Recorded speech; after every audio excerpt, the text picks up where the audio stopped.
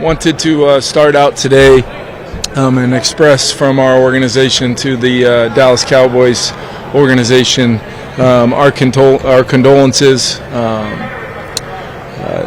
after the tragic passing of Marshawn Kneeland. We did host him for a visit during the draft process and got to know him pretty well. So unfortunate, and I talked to the team today, and it was not my first time referencing mental health with our team.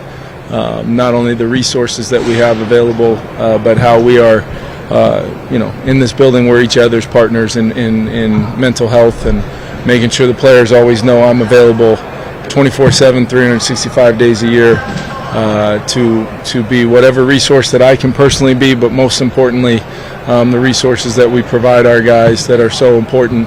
Mental health is a real thing, and it's something that's always on my mind in regards to not only our players, but as a former player, all NFL players. So just wanted to start with that and make sure our condolences and prayers are with the Kneeland family, and just wanted to start there. Excited for our team to get a chance to be back at US Bank Stadium in front of our fans. Hopefully we get our usual one-of-one electric environment in US Bank Stadium. A really good football team coming to town. We're going to have to play really well to win the game. Giving you guys an injury update, we'll have two players ruled out for the game, Jeff Okudah and Josh Oliver. Two players questionable, Theo Jackson and Aaron Jones. No one else in the game will go in with a designation. Open it up to you guys. Sorry, the way that Nick Vannett stepped into Josh's role last week, played a big amount of snaps. What does that mean just to the offense to have him step in like that? Yeah, I think he's a guy that we went out and got for a reason. Veteran presence, kind of along the lines of what Josh Oliver brings is Nick's skill set, and you want to make sure you fill that tight end room with as unique of a role and a setup as we have here, with really what we feel like is one of the best combinations of tight ends with Josh and TJ in the National Football League. But we feel really good about the depth we have. Not only Nick, there's a reason why we made sure to bring Ben Sims back to the building with Polecat, Ben Jurasik, and then we've got Bryson on the practice squad. Along with Nick, that we feel like gives us a skill set that those guys are always progressing, working, and making sure they're ready when their number's called. Jeff Okudah, is that still like he's experiencing symptoms, or is it just precautionary? He's still in the protocol. I think from a standpoint of just, I think it's pretty obvious we handle this with a certain level of care, and it starts with the medical team and the protocol that's in place for a reason. But yeah, he's you never want to get into, as a coach, counting concussions and things like that. But with this one, we want to be extra cautious, and he is still in a place where he's not symptom free in regards to the protocol. That's the best I can give you, and we'll continue to kind of update you as we go. But his health is the number one priority for sure. Did Aaron practice in full today, or was he limited? It felt like he was limited today, but he did participate and practiced today. He looked. We wanted to make sure we gave him the early part of the week, not push it too early, and I think we reaped the benefits of that today. You'll have CJ Ham. Just how much better is it going into a game knowing you'll have that option? Yeah, it always, it's not just as a fullback. You guys know that. It's his role that he plays on special teams. It's his role he plays as a leader. It's his role he plays on third down, depending on the game and what we view as the best way to not only have protection, but just one of our smartest, most prepared football players I've ever been around, and for sure on this team. It does, as a coach, give you so much confidence levels, that with Aaron, JP, and Zay and CJ, we've got really a group of four when they're healthy, and Ty Chandler's working his way back as well. So really good situation in our running back room, and CJ being up and available, back healthy, is such a great thing for our team. Running back pass pro is as important as it's ever been, or same as always? Yeah, I just think, the days of seeing just a four down front and people just rushing straight forward, those days are few and far between.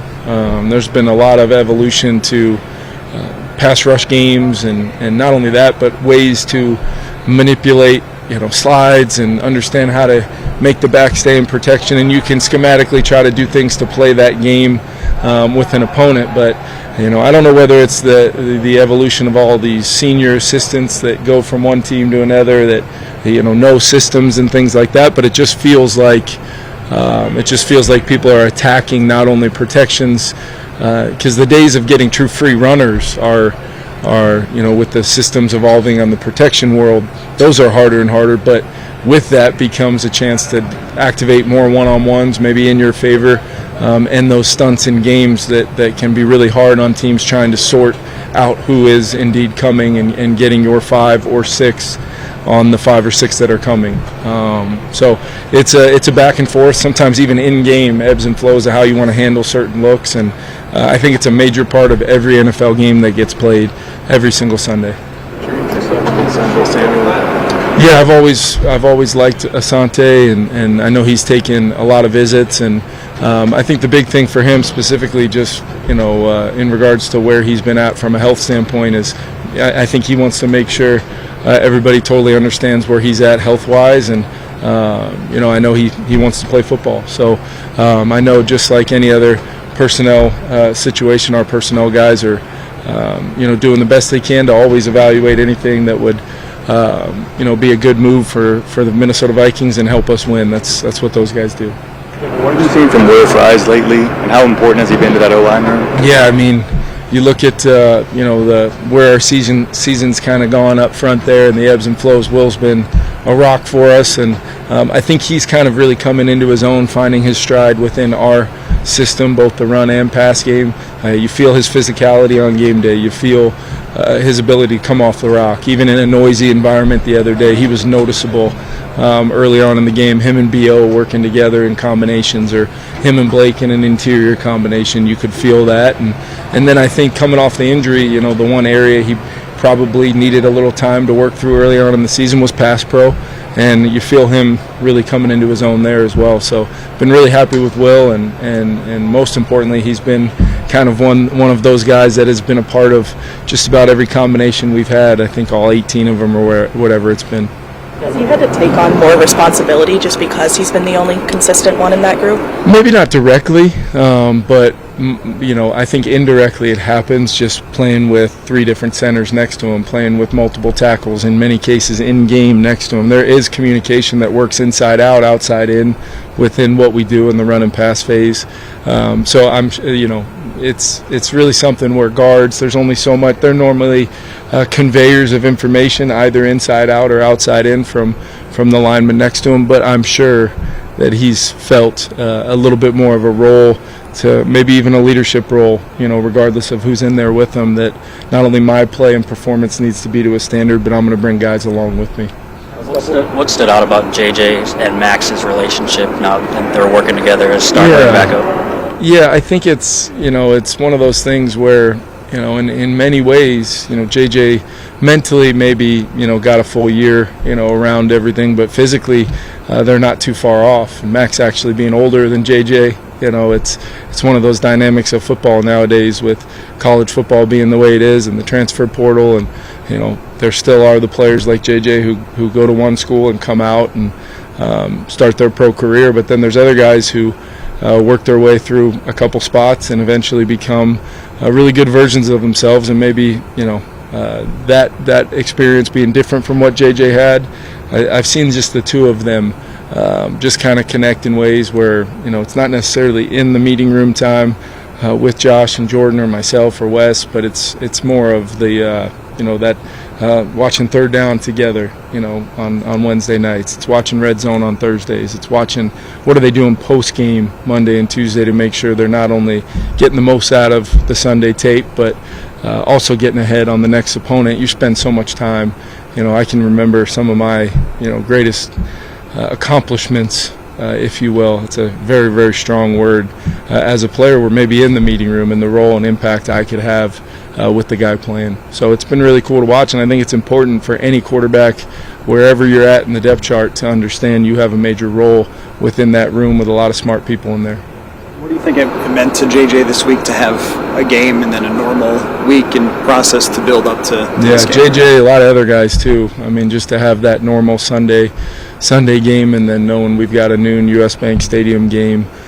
Practice week was really good for our whole team. We had a really good week of practice, but you can also feel guys are into their routines that they hope to really establish as their weekly rhythm going into the season. So my hope is we've got a nice stretch here of Sunday to Sunday games that everybody really locks in on what that looks like and maximizes the time we do have and make sure we go into the game prepared. Just in terms of the kickoff, it's shot up almost, I think 70% are being returned. How does that help you with so many young players on this team in terms of like the evaluation of what guys can do? There's just so many more plays, and it's a unique play.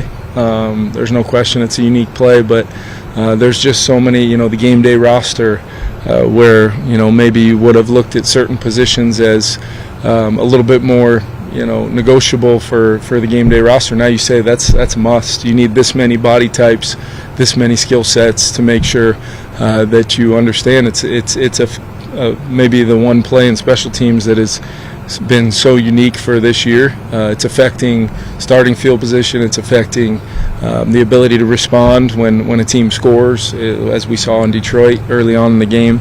And then I just think as teams get more comfortable with, the schemes, the body types, the type of players that are in there, and those guys start to get more accumulated reps, you're seeing high level of execution. It's still probably, I don't have any data on this, it feels like one of the more penalized plays on either side around the NFL. And I think that'll continue to come down as guys kind of learn the space or lack thereof that there is on the play. But it's every single Sunday, it's a critical play, and I think Miles Price has had a big time role in both not only the kick return but the punt return phase of understanding what it can be for our team, especially where we've been at. Statistically in previous years, it was a major thing we wanted to try to make sure we were doing to play the type of complementary football we wanted to play.